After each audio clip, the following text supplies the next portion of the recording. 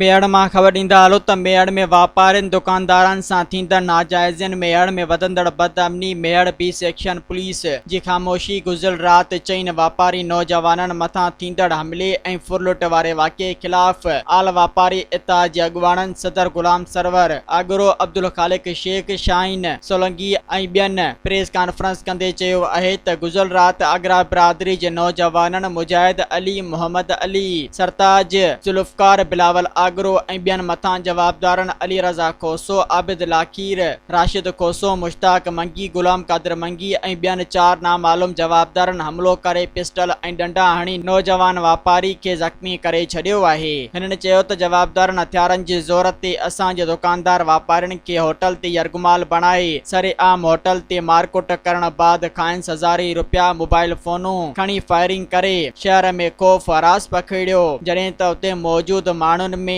भाॼ ऐं रड़ियूं पइजी वयूं ऐं मेड़ बी सेक्शन 15 पुलिस जा एहलकार पिण सॾ पंध ते बीठा हुआ। इन्हनि बि जवाबदारनि खे गिरफ़्तार न कयो। जवाबदार पुलिस जी मौजूदगी में फायरिंग कंदा फरार थी विया आहिनि। हिननि चयो त असां इन वाक़े जो मेड़ बी सेक्शन थाणे ते केस दाख़िल करायो आहे पर पुलिस हिन वक़्त ताईं जवाबदारनि खे गिरफ़्तार न करे सघी आहे। हिननि चयो आहे त जवाबदार बाअसर आहिनि केस तां हथ खणण लाइ असांखे धमकाए रहिया आहिनि। वापारी अॻुवाणनि पारां चिता ॾिनो वियो आहे त 24 कलाकनि अंदरि मेड़ पुलिस जवाबदारनि ख़िलाफ़ कार्रवाई न कई ऐं जवाबदार गिरफ़्तार न थिया त मेड़ जे समूरनि वापारियुनि जो इजलास घुराए इंडस हाईवे ते धरणो हयो वेंदो।